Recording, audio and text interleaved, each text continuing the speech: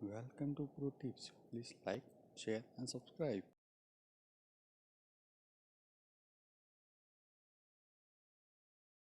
IT के लिए थोड़ी बहुत प्रॉफिट टेकिंग, लेकिन अभी भी क्योंकि छोटा हफ्ता है, नजर रखने की मार्केट किस तरह से पैन आउट करता है। जी बहुत शुक्रिया इस जानकारी के लिए सुमित। तो ये था मार्केट अपडेट। और जैसे सुमित भी बता रहे थे, क्योंकि अब नतीजे हैं आज शाम को देश की सबसे बड़ी आईटी कंपनी टीसीएस के, कैसे हो सकते हैं ये नतीजे, इस पे भी बात कर लेते हैं। हमारे साथ है हमारे सहयोगी हर्षदा सावंत। तो हर्षदा, किस तरह के नतीजों की उम्मीद कर रहा है आज बाजार, क्योंकि हमने देखा आईटी पूरा पैक काफी नर्वस था। इस तिमाही में सबसे कम एक्सपेक्टेशंस लेकर लोग आगे बढ़ रहे हैं, क्योंकि थोड़ा सा सॉफ्ट क्वार्टर रह सकता है।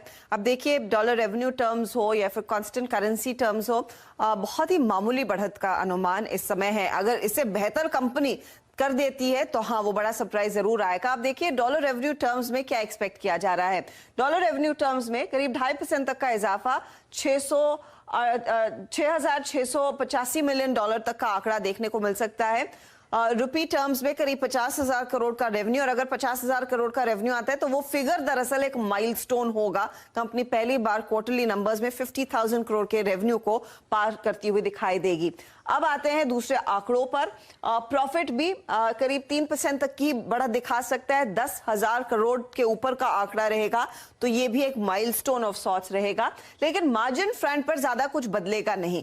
25.03% के मार्जिन से 25.1% के आसपास रहेंगे, क्योंकि ऐसा कुछ खास टेलविंड नहीं मिला है कंपनी को मार्जिन्स में इंप्रूवमेंट करके।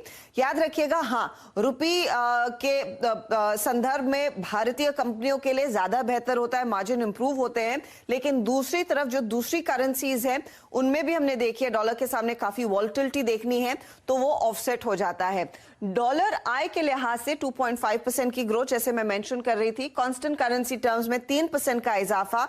पिछले क्वार्टर में याद रखिएगा कांस्टेंट करेंसी 4% थी, तो इसमें 1% की गिरावट या फिर 100 बेसिस पॉइंट की गिरावट का अनुमान है, जो 3% पर आकर सिमट जाएगी। साथ ही साथ आप ध्यान रखिएगा कि यहां पर कंपनी में ऑपरेशनल स्ट्रक्चर में थोड़ा सा बदलाव होने की खबरें भी हैं।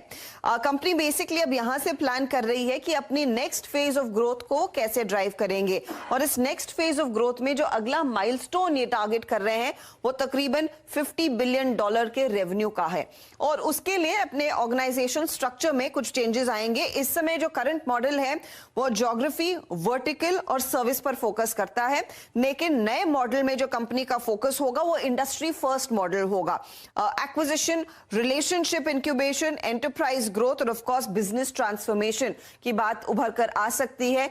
ये 4 वर्टिकल्स में बिजनेस को चेस किया जाएगा या फिर बिजनेस को बांटा जाएगा, और एक तरफ जहां पर एक कोर टीम होगी जो बेसिकली नए क्लाइंट्स को जोड़ेगी, फिर उनको इंक्यूबेट करेगी और उनकी ग्रोथ के साथ फिर दोनों बिजनेस, चाहे वो एंटरप्राइज का हो या फिर अपना बिजनेस ट्रांसफॉर्मेशन का होगा, वो फोकस में रहेगा। बिजनेस ट्रांसफॉर्मेशन एक शब्द है जो हमने बार बार सुना है पिछले 3 तिमाहियों में। इनफैक्ट पिछले 2 सालों में कोविड के बाद जो डिजिटल अडॉप्शन हुआ है वो बिजनेस ट्रांसफॉर्मेशन की तरफ ही हुआ है, और उस पर कंपनी का दरअसल ज्यादा जोर होगा बड़े अकाउंट्स को लेकर। एक और चीज जो मार्केट वॉच करेगा कि क्या अट्रिशन की जो स्थिति है वो नियंत्रण में आ रही है या नहीं।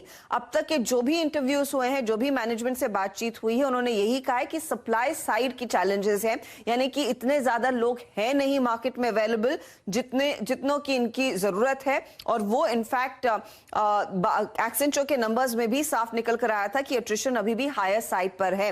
लेकिन याद रखिएगा, एक्सेंचर ने अपनी गाइडेंस बढ़ाई थी, कंपनी गाइडेंस तो देती नहीं है, लेकिन हाँ, कमेंट्री इंपॉर्टेंट होगी कि रशिया यूक्रेन के बाद यूरोप के मार्केट में बिजनेस कैसा उभर कर आ रहा है। दूसरी तरफ अगर अमेरिकी इकोनॉमी में स्लो डाउन की चिंता है बढ़ते महंगाई के चलते, तो इनके लिए फिर बजट्स में क्या कुछ बदलाव देखने को मिलेंगे या नहीं, ऐसे कुछ पॉइंट्स हैं जिस पर मैनेजमेंट कमेंट्री